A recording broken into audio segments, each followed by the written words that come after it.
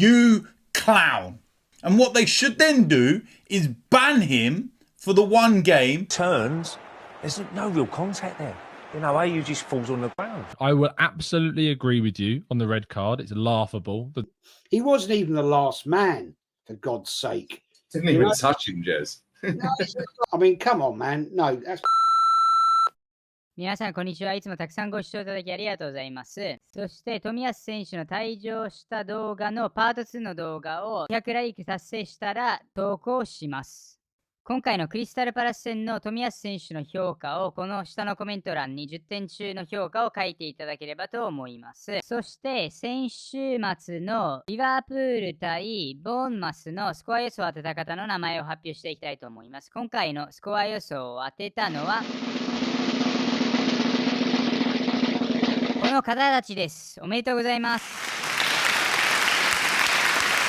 そしてこちらが更新されたスコア予想ランキングになります。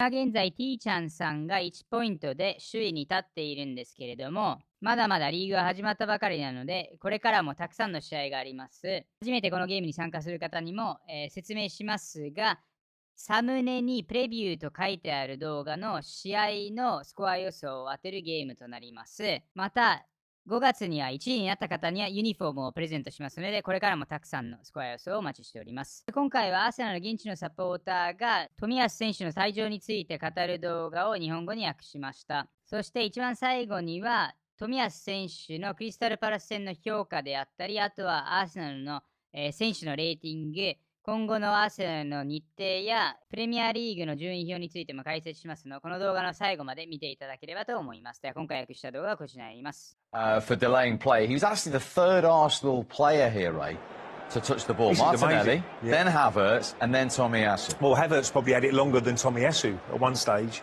And maybe you could sense the crowd getting a little bit frustrated because they're taking so long on a throw-in. And maybe he was forced into... and Tomiyasu was the last one holding the ball. That's who gets a yellow card. But again, consistency and, you know, I think Havertz was probably the one who should have got a yellow card, I should imagine, holding the ball. 7.5 minutes later, this happens. Is this a yellow card? Well, I can only say, is he running into space here and getting away? Would Saliba would have got across? Maybe he would have done. It looks like he would have done with his pace. And at first, I thought he tugged his shirt. But when he got slow... If you see it here, he just turns. There's no real contact there. You know, AU just falls on the ground. So that's a really harsh yellow card. If you look at, just watch here, look, there's no contact whatsoever. It looks like he trips over his own feet, in fact.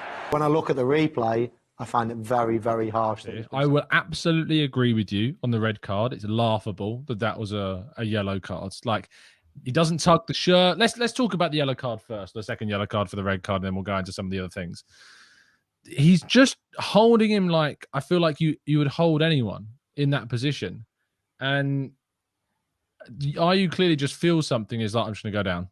And maybe he knows it's Tomiyasu. And so he's like, if I can go down, I'm going to get the call. But is it sillier or stupider, whichever way you want to use the word, that the red card is given or that VAR cannot intervene for a second yellow? What's stupider? I didn't know that rule.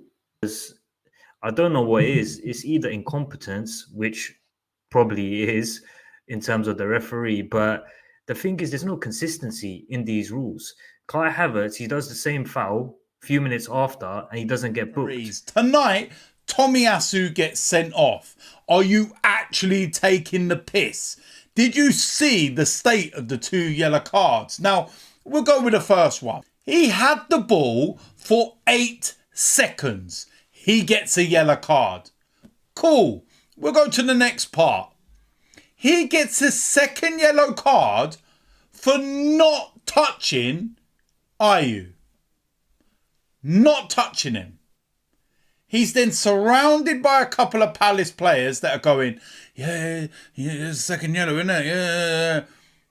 And he's there like, you clown. Seriously. Watch the highlights of it. Watch it. It's an absolute shambles. And the worst bit about it is VAR is not allowed to review yellow cards, even if it's a second yellow and a red. Make it make sense. So Tomiyasu now has to serve a 1-game ban because a referee needs to go to Vision Express. You clown. And what they should then do is ban him for the 1 game that Tomiyasu now has to miss. That's what they should do to referees. That second yellow was absolutely nonsensical for what he did. I mean, he wasn't even the last man, for God's sake. Didn't even touch him, Jez. No, it's just like, come on, man.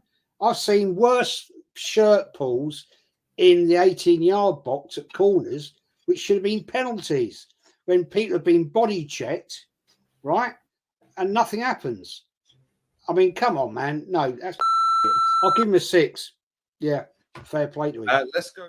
こちらは今回の動画になりました。また500ライクでパート2の動画もアップロードしますので、たくさんの高評価をよろしくお願いいたします。そしてこちらがクリスタルパラス戦のアーセナルのレーティングになるんですけれども、最も評価が高かったのが右サイドバックでプレーしたパーテイ、7.7 で、その次に評価が高かったのがサリバ 7.6、サカも 7.6 でした。